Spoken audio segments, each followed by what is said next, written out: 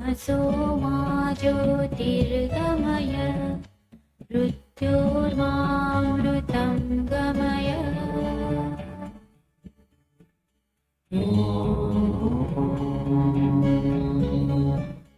असतो मा सद्गमय तमसो मा ज्योति।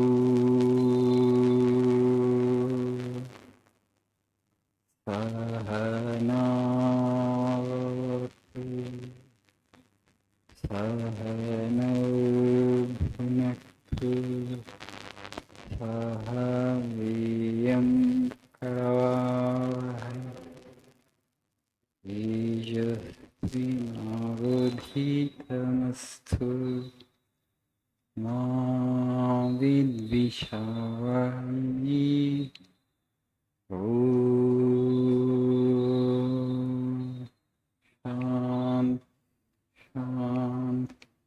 शान्तिः।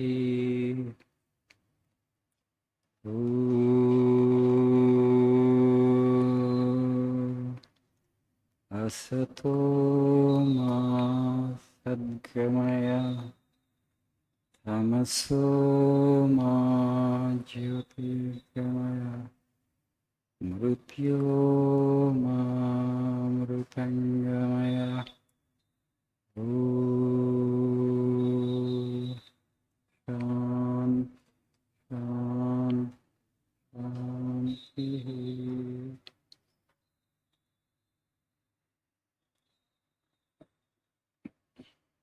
Good evening.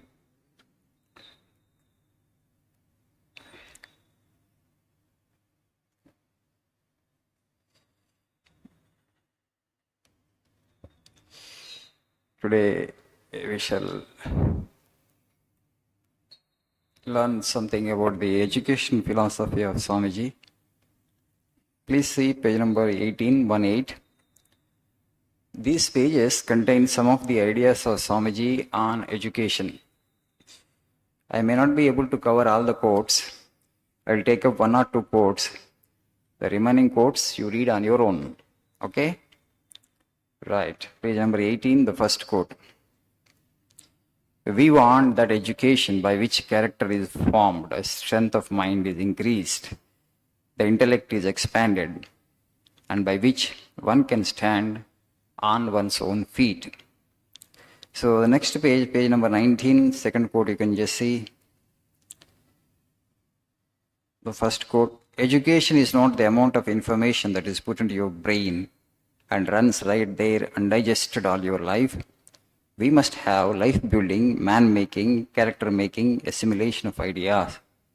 If you have assimilated 5 ideas and made them your life and character, you have more education than any man who has got by heart a whole library.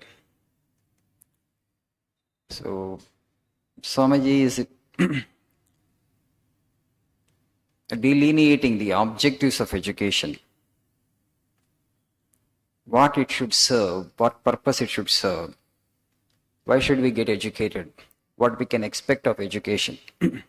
Education, we all know, is a kind of empowerment, sadhikarata.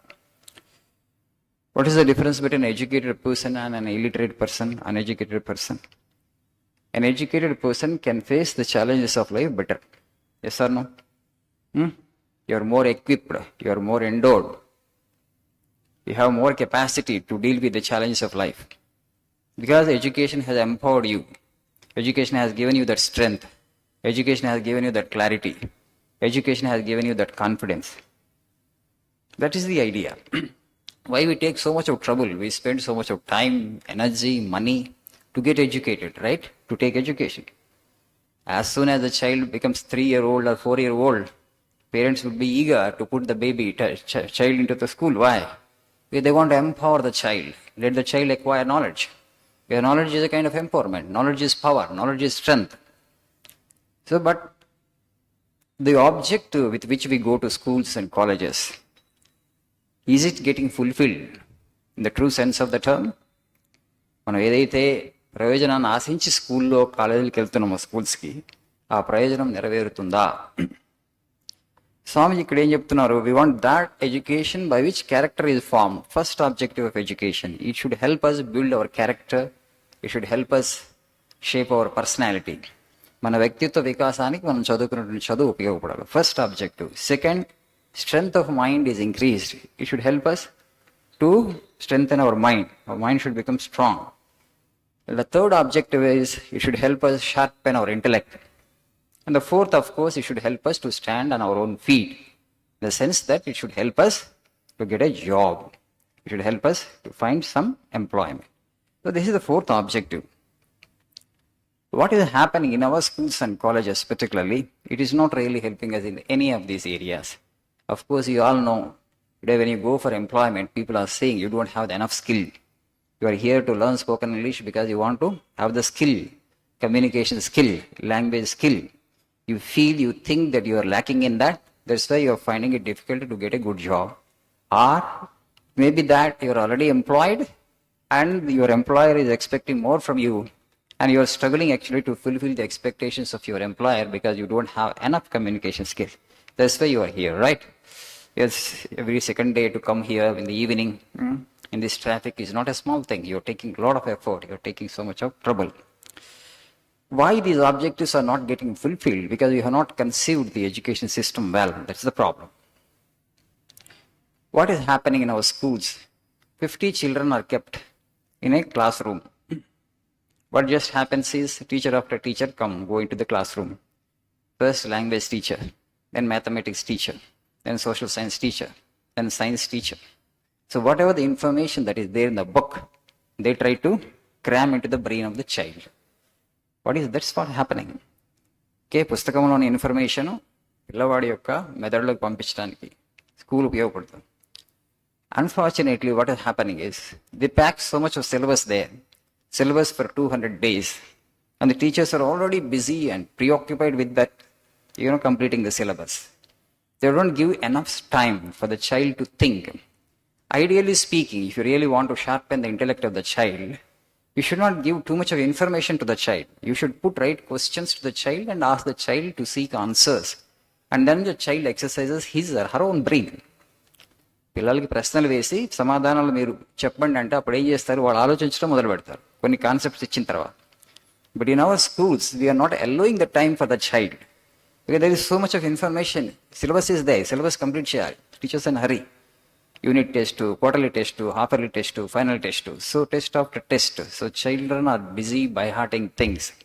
Because of that, they are not actually able to sharpen their intellect. According to all the great psychologists and great thinkers of the world, conventional education system is destroying the 75% of the natural intelligence of a human being. మనిషికి సహజంగా ఉన్నటువంటి తెలివితేటలు ఏదైతే ఉంటాయో అవి 75% నాశనం అయిపోతున్నాయి అంటే ఈ ఎడ్యుకేషన్ ప్రాసెస్లో. Because you don't allow time for the individual to think. ఇక్కడ వచ్చేస్తుంది ప్రాబ్లం అంతా. అందుకని అంత సిలబస్ పెట్టకూడదు. సిలబస్ని సగానికి సగం తగ్గించి పడేసి కొన్ని కాన్సెప్ట్ చెప్పిన తర్వాత పిల్లలకి మీరు ఆలోచించండి అని చెప్పాలి. ఇప్పుడు కమ్యూనికేషన్ స్కిల్ కూడా మనం స్కూల్లో ఉన్నప్పుడే మాట్లాడించాలి. ఉంటే మీరు ఇక్కడ దాకా వచ్చే అవసరం ఉండేది కాదు. Had you been thought right communication skill, వాళ్ళకి డిబేటింగ్ క్లబ్ పెట్టి అప్పుడే చిల్డ్రన్ మధ్యలో ఎంకరేజ్ చేసి ఉంటే ఇక్కడ వరకు రావాల్సిన అవసరం ఉండేది కాదు. Today I see actually degree holders and PG holders, if I ask them to speak in Telugu, okay, on a small topic you speak, they're so afraid to speak in front of others. They develop cold feet, they get frozen with fear, forget about speaking in English. You are not being taught even to express your ideas even in your mother tongue. You are never allowed time, you are never provided the platform. ఒక platform ఇచ్చి మీ ఐడియాస్ని మీరు మీ మాతృభాషలో ముందు communicate చేయండి, తర్వాత English సంగతి తర్వాత ఆలోచిద్దాం.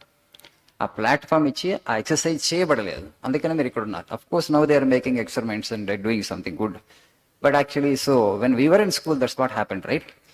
The children are always kept as passive listeners. Teacher చెప్తారు, పిల్లలు ఎట్లనే ఉండాలి. బుద్ధుడు. So that 1500 years of that, 15 years of that kind of education. Okay, Swami is creating it. He have created the nation of dyspeptics. India has become the diabetic capital of the world because of that. పిల్లలకి ఆడుకోవడానికి లేదు, మాట్లాడటానికి లేదు. రోజు విడిసి రోజు ఒక 10 సంవత్సరాల పాటు అట్లనే క్లాస్ రూమ్లో 8 గంటలు కూర్చుంటే ఏం ఎడ్యుకేషన్ అవుతుంది? That's way the problem is. In the West, the things are much better than in India. But of course, we have woken up a bit late. That new national education policy envisages a lot of changes. Hope those changes, will get translated into action, and the stakeholders, particularly parents and teachers, they will change their mindset and things will improve in the future. This is a long story. I have cut short. The remaining part of the education I will cover in my next prayer meeting. Okay? Thank you. Nice evening.